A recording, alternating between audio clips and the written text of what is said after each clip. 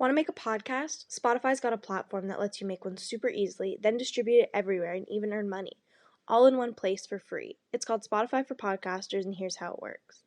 Spotify for Podcasters lets you record and edit podcasts right from your phone or computer, so no matter what your setup is like, you can start creating today. Then you can distribute your podcast to Spotify and everywhere else podcasts are heard. Video podcasts are also available on Spotify. With Spotify for Podcasters, you can even earn money in a variety of ways, including ads and podcast subscriptions. And best of all, it's totally free with no catch. Spotify for Podcasters has made our podcasting process so much easier and even has options like Q&As and polls so we can engage with listeners. I highly recommend you give it a try. Download the Spotify for Podcasters app or go to www.spotify.com/podcasters to get started. The following contains descriptions of physical violence, sexual violence, and graphic descriptions of autopsies.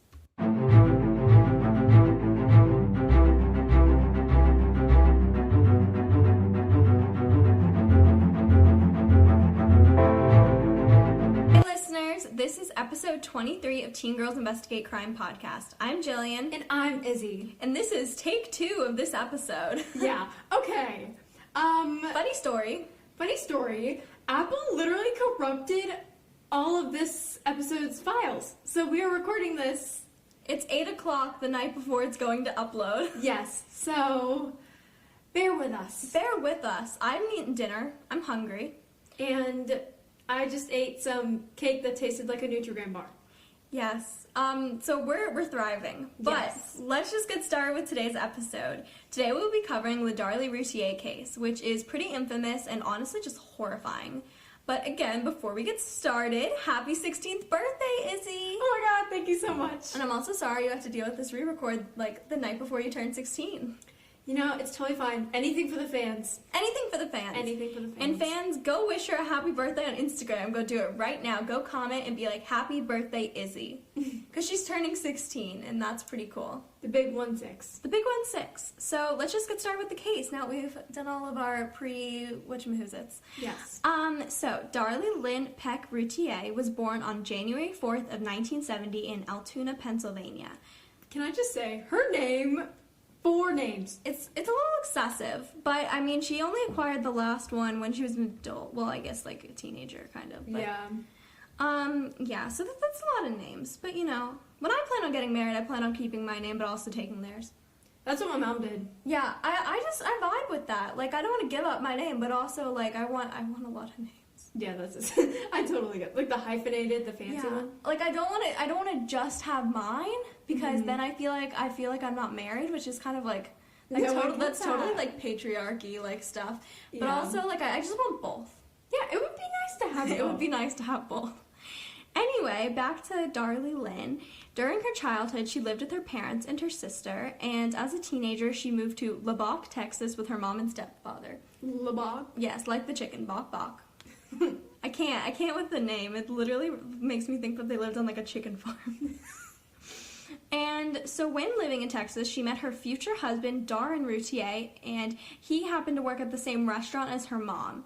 And he was 17 at the time and she was 15. I can't even like imagine that. Like that's all those couples who meet when they're like really young and then somehow stay together. Like I just don't. Well, clearly these people were doomed. Well, yeah. Doomed from the We're start. talking about them on our podcast, so. But yeah, you know what I mean? Like high school sweethearts, I feel like it either goes very well for them or very south very quickly. Yeah. I have nothing to add to that.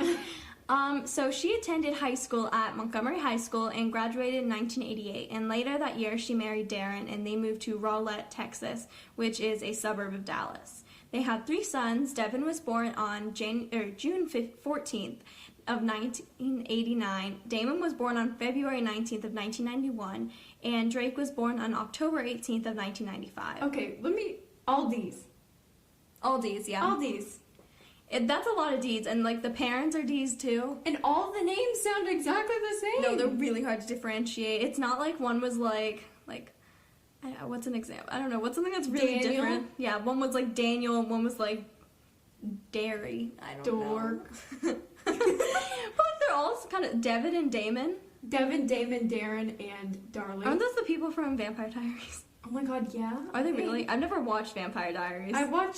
I only watched like a few of the episodes, I only watched the ones where, like, the main character and one of the other, never mind, one of the other guys was together. Okay. So there are a few strange things that should be noted about their family before we get into the timeline. So first, they spent a lot of money on things that they could just not afford and built up a shit ton of debt, like to the point where they had trouble like paying off their mortgage. Seriously?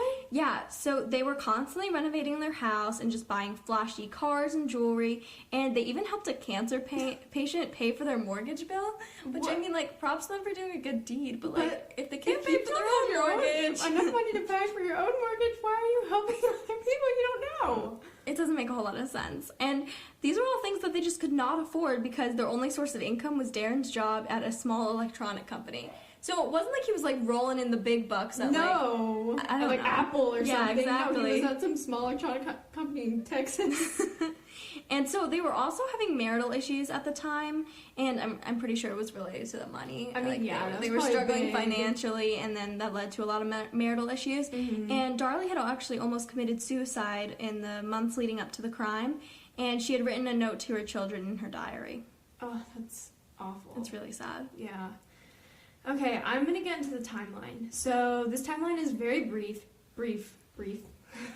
Okay. We really only cover like the actual crime in this incident. Yeah. So June 5th of 1996, Darlie and her two older sons, Devin and Damon, decided that they wanted to sleep in the living room for the night.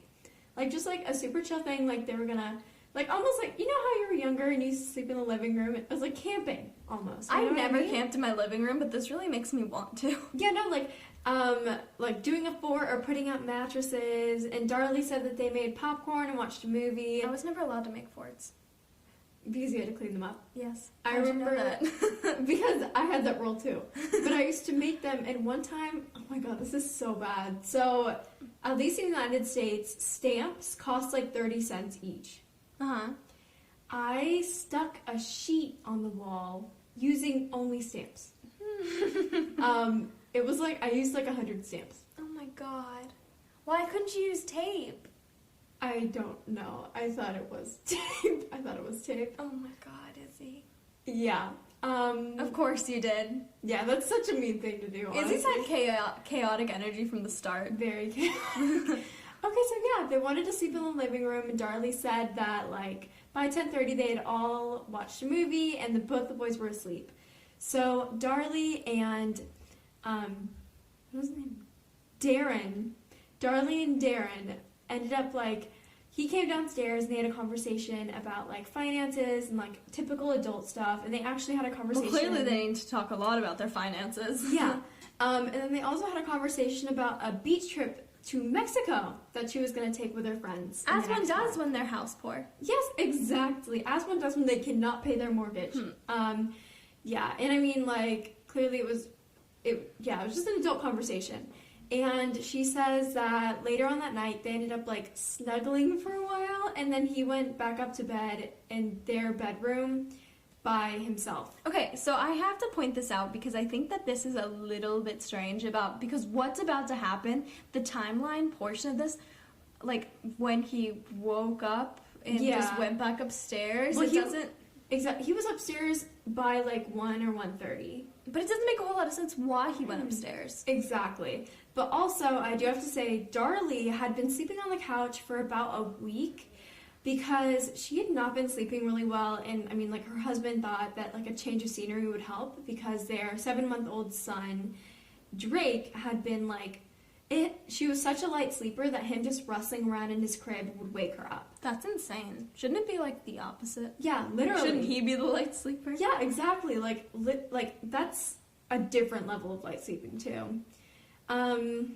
So later on in that night, basically early in the morning of June 6th at about 2 a.m., Darlie claims that she was awoken by her son who was pushing on her shoulder trying to wake her up.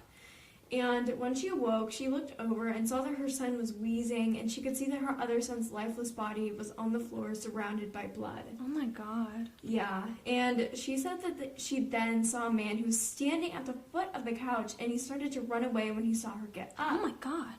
Yeah, she doesn't know what this guy looks like at all, no identification or anything.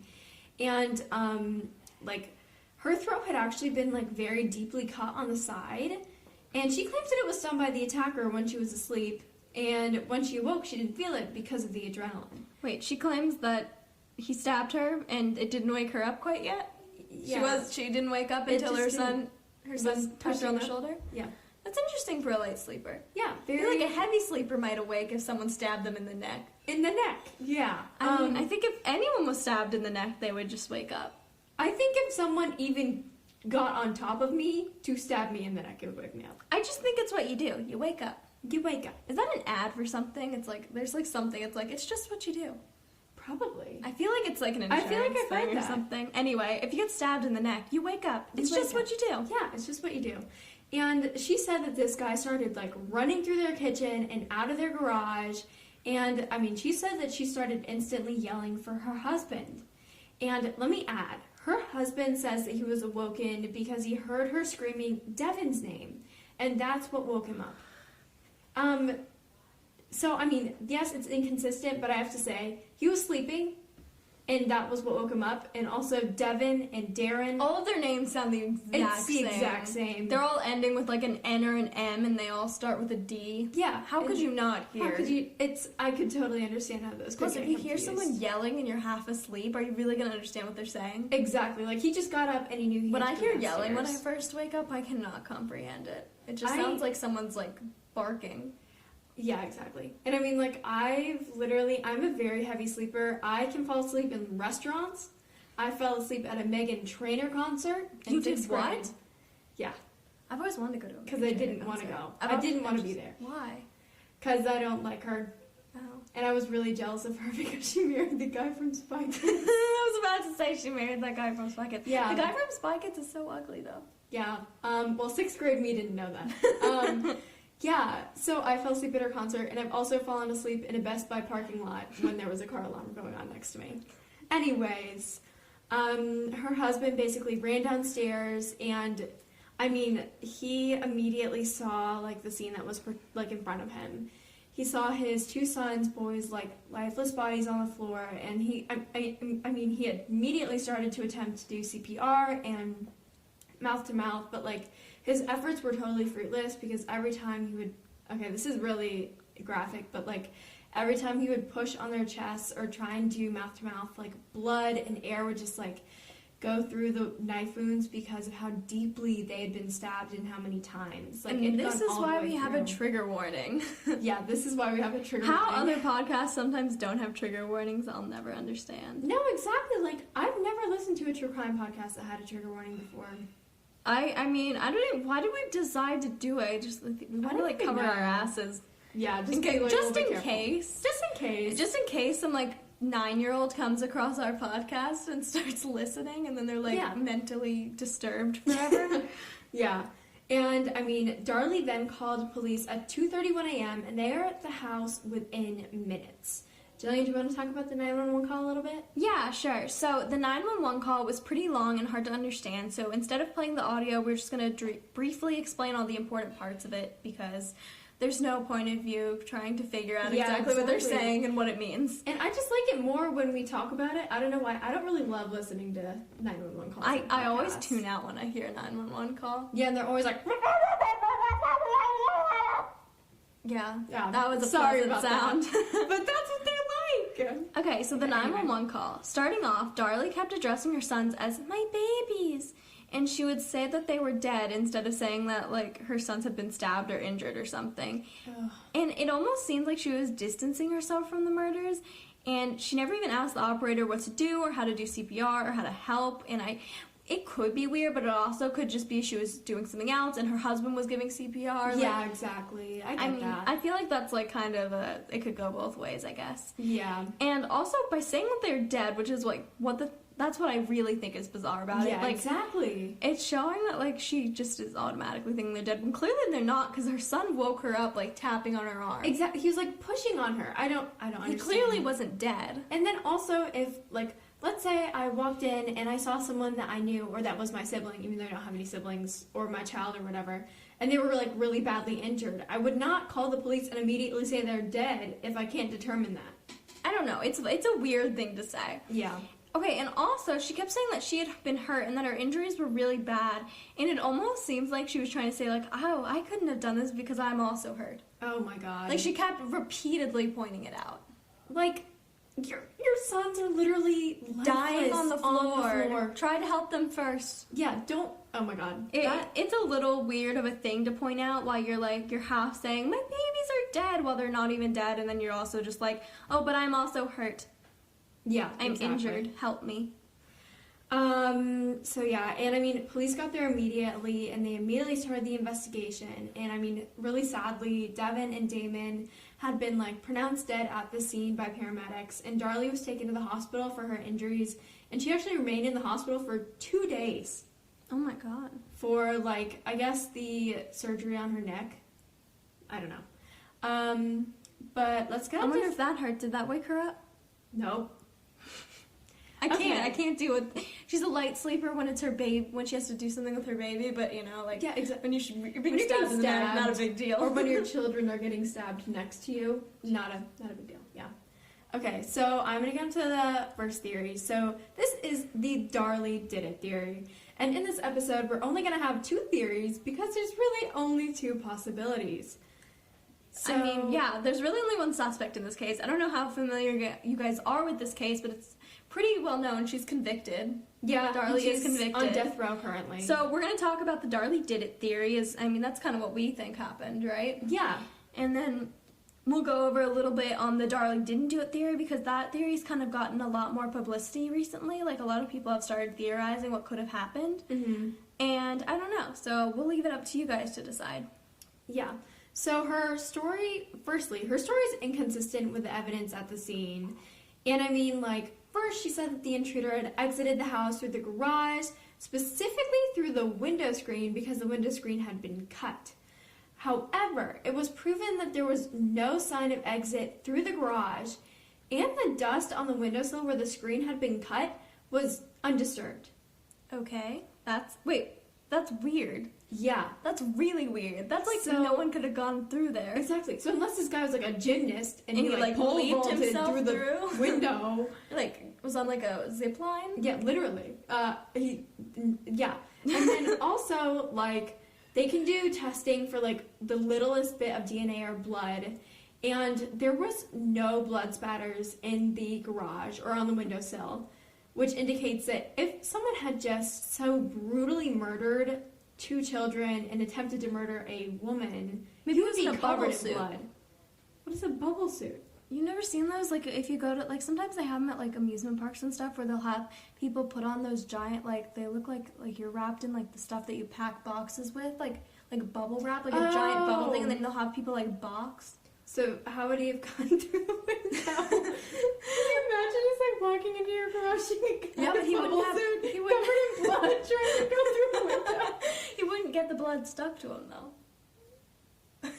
So wearing like a poncho? How would he have you fit through the window? Maybe he was wearing, like, a full body condom. Guys, it's late. It's late. We're tired. This is, like, sleepover energy. Yeah, this is a little sleepover energy. And I mean, like, there was no sign that someone had run through the garage, much less someone who, like, was covered in blood, most likely.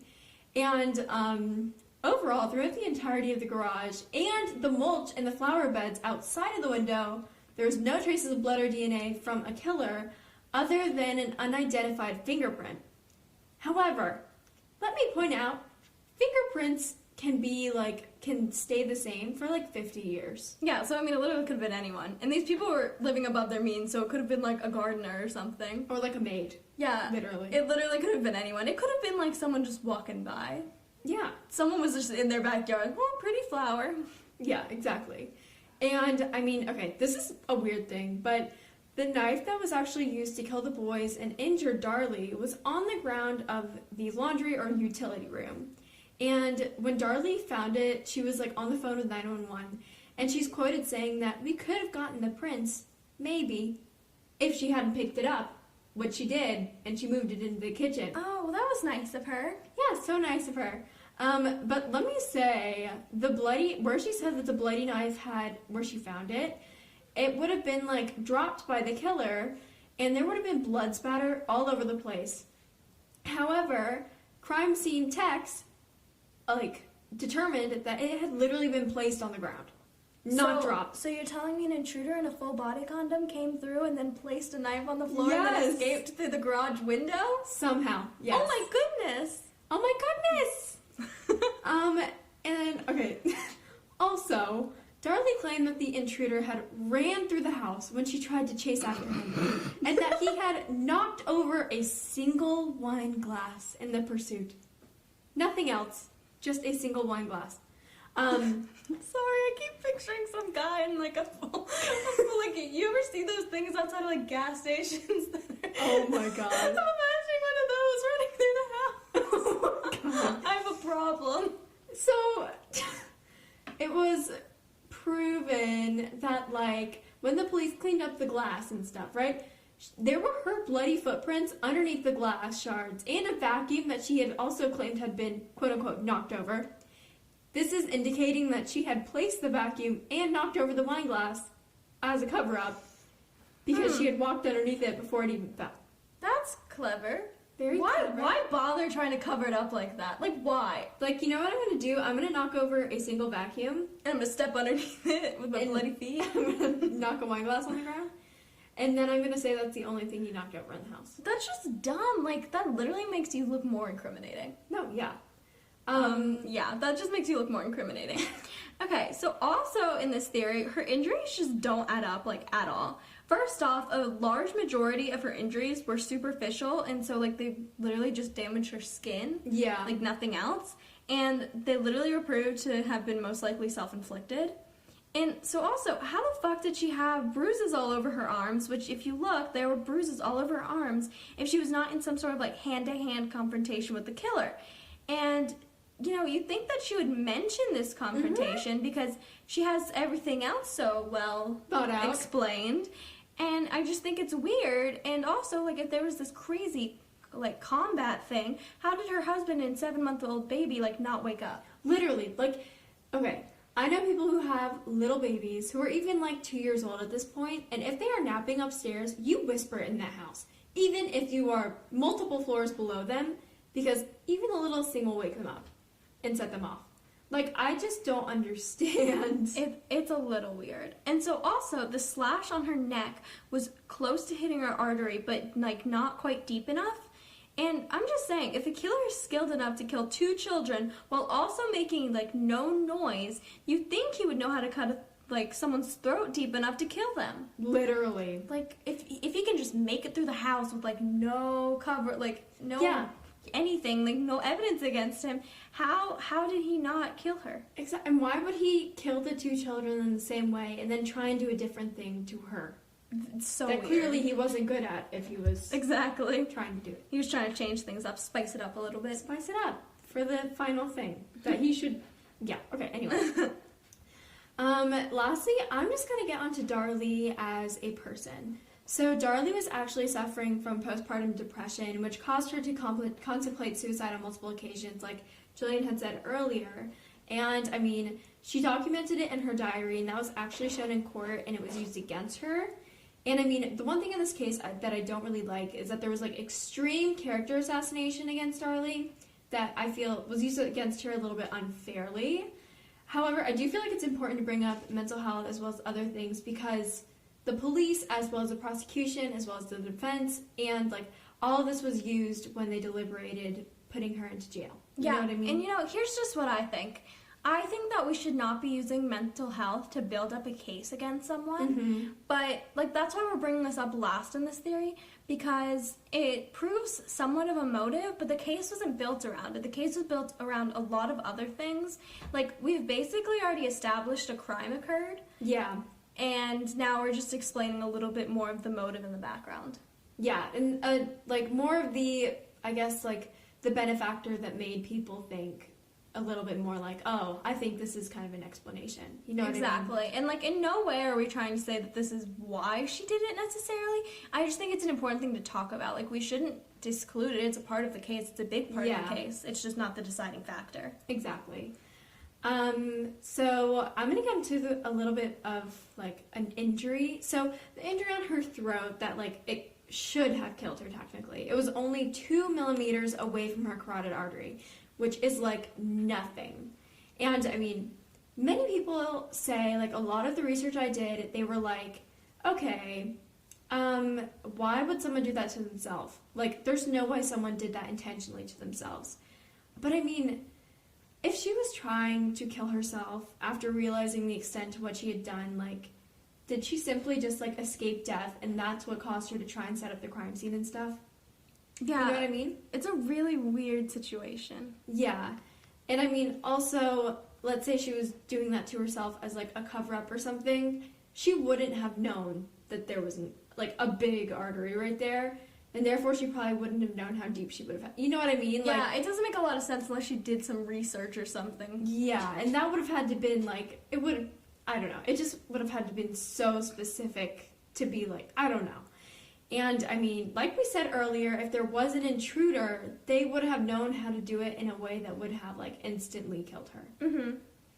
And, I mean, but honestly, the most damning thing is a video that was released only a week after the murders that showed Darlie and her family around their graves, around her son's graves, singing and dancing and laughing for one of their birthdays. And this is the worst part. They were spraying silly string on their gravestones. Okay. So basically, here's what I think about this. I could understand that they're trying to have some joy on when it would have been their birthdays if they died. Like, I could really get that, actually. Spraying silly string on their gravestones is disrespectful. I don't know what situation that could be, like, totally normal or accepted in. And I mean, I'm not a person who's like, oh, well, you shouldn't do this because of there's dead people there. Like, I'm not like that. I have probably stepped on many gravestones in a cemetery before. Very true. I'm not, like, weirdly offended by that. I just think that silly string is disgusting, and spraying it on your kids' graves is a little bit incriminating. It's disrespectful, especially a fresh grave. I don't know how to explain that, but, like, that wouldn't be okay on anyone's grave unless someone who had passed away requested that. Yeah, like, please spray silly string on my grave. Please do it for me. But you know what I mean? Like, that's just not really okay. That's not something you do. Yeah, Maybe pop a confetti cannon in the air, but don't spray silly string on your child's grave. And, I mean, like, the weirdest part that the press caught up on was the fact that Darlie wasn't acting like a grieving mother. She was smiling and laughing and, like, chewing gum, which is mentioned a lot of places. I noticed that. There's a lot of mentions of her chewing gum. Maybe she just had bad breath. Yeah, maybe she had bad breath. I don't know. I chew gum a lot. I love gum. Gum is nice. Gum's like candy, but it's like, I don't like candy. Yeah. I can't explain it. Gum is currency. In school, too. It is so currency. Like, I mean, not anymore. Everyone's got, like, masks on. That's so depressing. That is really depressing. Remember people used to, like, just straight up, like, trade gum for, like, slime in school? Yeah. American public school. Yeah, literally. And I mean, like, that type of behavior is not okay. Like, it's not normal for a grieving mother. No. And I mean, like, I totally get that you want to celebrate your child's birthday after they had passed away. But there's a time and a place and a way to do that in a way that's not so blatantly disrespectful. With silly string. I mean, that's just my opinion. Yeah. I'm just giving my opinion. Well. I'm not trying to, like, tell anyone what to think. I just personally find the silly string to be a little much. Yeah. I was all on board until the silly string hit. Exactly. And, I mean, another thing was that there was a candlelight vigil that actually happened, like, before the birthday celebration thing. And a lot of people actually don't talk about it, but it was also covered by the press. It just wasn't released. And, I mean, honestly, I think that's a very important thing to have. But also, that just makes the silly string thing worse for me. I don't know how to explain that. But, like, if you go to a candlelight vigil, I feel like it would make you, like, make you contemplate a lot of things, kind of make you sad, but also happy and celebrate your child's life. But then you turn around and go to their gravestones and spray silly string on them? I don't know. I don't know. I really don't. I can't speculate any more on it because I don't know. Maybe your son said something about wanting to do, like, a silly string fight at his next birthday, and it didn't happen. I know, but I feel like they would have mentioned that. You know what I mean? I don't know. That's the thing. I don't know a lot of things. And actually, like, the whole silly string thing, it's such a crucial part of this case because, like, this was what put Darlie into, like, jail. You know what I mean? Mm-hmm. Okay, so now I'm going to get into a little bit the Darlie didn't do it theory, because this theory's come out a lot more in recent years. I think a lot of people are just starting to speculate different things on this case. Mm-hmm. And so let me get into that a little bit. So there were no eyewitnesses, no confession, and I mean, not too much of a motive. We've talked about it a little bit, but it's not like a big substantiated motive. And the primary aspect of this theory is that there was an intruder, like we talked about. Mm-hmm. And essentially, this intruder would have entered the house and killed Devin and Damon, and then proceeded to attack Darlie. And somehow, Darlie would have slept through her son's murders. And through herself getting stabbed in the throat. Yes, exactly. And then, sometime between stabbing Darlie and Darren coming downstairs, he escaped the house through the garage. But this theory is just totally improbable in my opinion because A, there's no evidence showing that someone entered the house, like we talked about. There was nothing. Darlie's injuries were mostly proved to be self-inflicted. Yep. And there's just no motive for an intruder. Like, seriously, why? I can't come up with one reason. Like, there's a few reasons for murder, I guess. Like, revenge, robbery, and, like, sexually motivated. And this would have been none of those. None of those. Like, there were literally diamonds sitting out of the crime scene, and, like, he didn't take them. He didn't take any of them. And I mean, like, why would you go into a house and just kill 2 people and attempt to kill another person when there are also 2 other people upstairs? And then not take anything? It doesn't make any sense to me at all. Yeah. Yeah, so, I mean, you guys think for yourselves. Decide what you think on this case. I think we've kind of made it a little too clear what we think. Yes, we are very partial on this case. I think it's because, literally, I think recording twice, like, convinced me more. No, same with me. Like, I didn't really think. If you listen to the original copy, which no one will ever be able to do because it's been corrupted by Apple, I was not quite as intense about this, but I mean, now I feel really intense about it. I am so convinced of this. I think I'm more convinced than Patsy Ramsey in the John Bonet case. Seriously. Like, honestly. This is like sleepover talk. Like, literally, everything gets, like, deeper once it's dark outside. Exactly. This is, like, sleepover time for Izzy and I anyway, because we go to bed at, like, 10 o'clock when we have sleepovers. Yeah, we're like old women. Oh, my God. Okay. Anyway. Yeah. So this is the case of Darlie Routier. Remember to go wish Izzy a happy birthday and tune in to another case on April 15th. We will not be having a new episode next week because of spring break, and Izzy and I are going to the beach for her 16th birthday. And so yeah, just go wish her a happy birthday because she's Izzy and she deserves everyone to wish her a happy birthday. So before you go, we want to share a little bit about Bordinary Teens podcast. Bordinary Teens podcast is a super cool teen podcast that talks about really important social issues through a teenager's perspective. And, you know, us teenage podcasts gotta, like, support each other. Yeah, we gotta stick together. I mean, we're, like, a small but large community, I guess. I don't know. There's more of us than I thought. Yeah, honestly, there totally is. But yeah, go check them out wherever you get your podcast and find them on Instagram. And we will talk to you guys soon. Bye!